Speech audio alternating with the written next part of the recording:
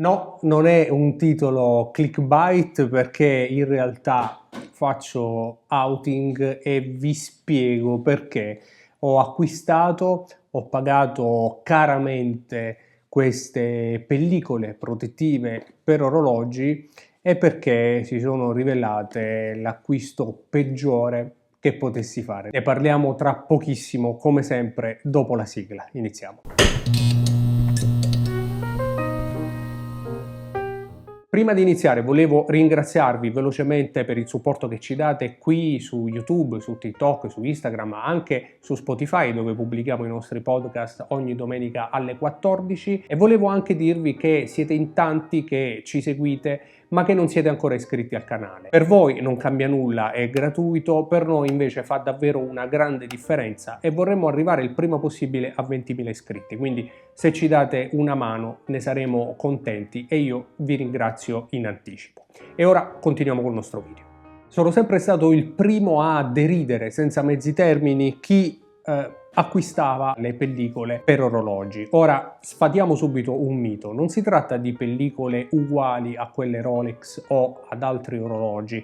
Non sono pellicole che vogliono replicare quelle originali di casa madre, quindi non sono deputate a fare delle truffe. Sono in realtà delle pellicole in TPU di alta qualità, un po' come quelle che servono per proteggere gli schermi dei cellulari, quindi delle pellicole gommose, quelle che un tempo diventavano gialline, insomma, per intenderci, e che hanno lo scopo di proteggere i vostri orologi. Non c'è nessun altro scopo se non questo, e naturalmente è uno scopo per quelli, diciamo, un po' fissati, ecco, per usare un termine corretto. Ora, io non sono mai stato fissato per i graffi degli orologi, anzi sono sempre stato famoso per usarli e distruggerli in tutte le condizioni. Anche qui su YouTube, come su Instagram o TikTok per esempio, ho pubblicato il video in cui ho spellicolato il mio Daytona acciaio oro e dopo un paio di mesi il video in cui potete vedere in che condizioni si trova, e io lo uso semplicemente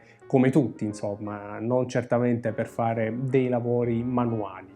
Però sono orologi, stanno sempre al polso, soprattutto in oro, si graffiano. Un po' di mio sono curioso, quindi dopo aver deriso queste pellicole, ad un certo punto mi è anche venuto la curiosità di capire quanto fossero efficaci, insomma, quanto fossero un'idea stupida, ecco, diciamo così. E quindi volevo provarle, ma c'è stato anche un altro fattore, quello degli ultimi 2 anni in cui il mercato degli orologi ha privilegiato i moderni e ha privilegiato i nuovi, quindi gli orologi mai indossati, mai utilizzati, qualcuno direbbe anche mai messi a misura, a favore appunto di un andamento di mercato molto particolare, possiamo dire malato, un andamento di mercato che sta cambiando e che finalmente mi ha fatto un po' cambiare idea, perché vi dico, ero diventato schiavo di questa roba qui ed è il motivo per cui ve ne voglio parlare in questa puntata. Il problema è che si diventa schiavi dell'orologio nuovo, si diventa schiavi delle sue quotazioni, si diventa schiavi del fatto che l'orologio nuovo, questo quando fino a alcuni mesi fa il mercato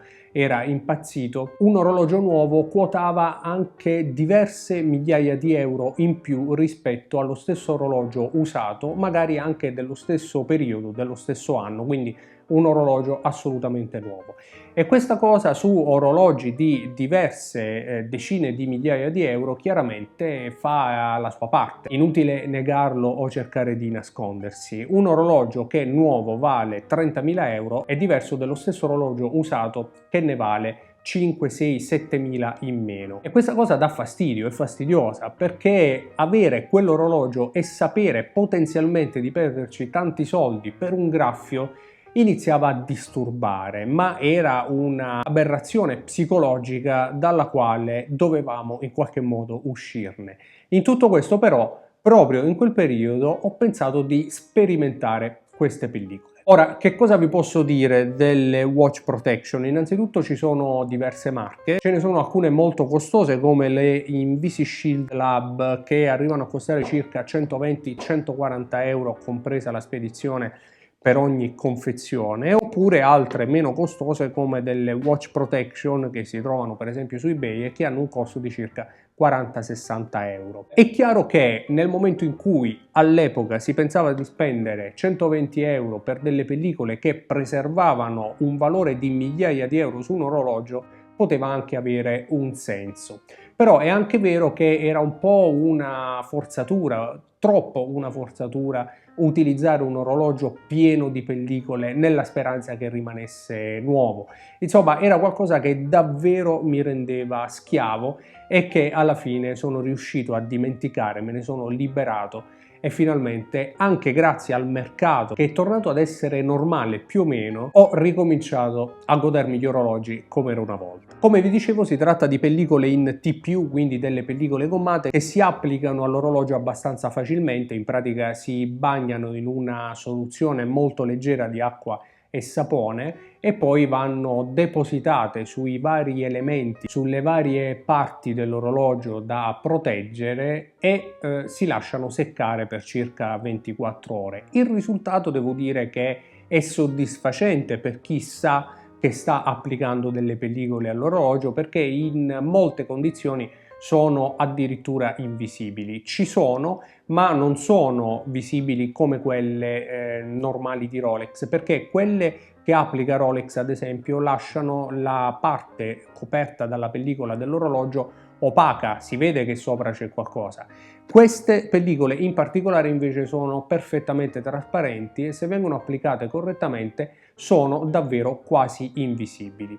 Però ci sono, e la schiavitù non deriva soltanto dal fatto di avere queste pellicole, non doverle rovinare, avere anche vergogna di girare con un orologio ricoperto da pellicole, perché no, è il caso di dirlo, ma anche del fatto che comunque se sei schiavo di questo perverso meccanismo, comunque non riuscirai a goderti l'orologio perché hai paura di rovinarlo. Come avrete capito, non si tratta naturalmente di un video sponsorizzato, ne sto parlando male, non sto parlando male della pellicola in sé perché fa il suo, lo fa bene e per chi è consapevole di ciò che sta facendo il risultato è garantito, ma perché fa parte appunto di questo perverso meccanismo che dicevamo prima e che ti rende davvero schiavo di un orologio che invece, come abbiamo sempre detto e come dobbiamo tornare a dire, anche grazie appunto a un mercato sano, gli orologi vanno comprati per goderseli senza troppi patemi d'animo, anche perché sono oggetti e come tale sono un investimento sulla nostra felicità.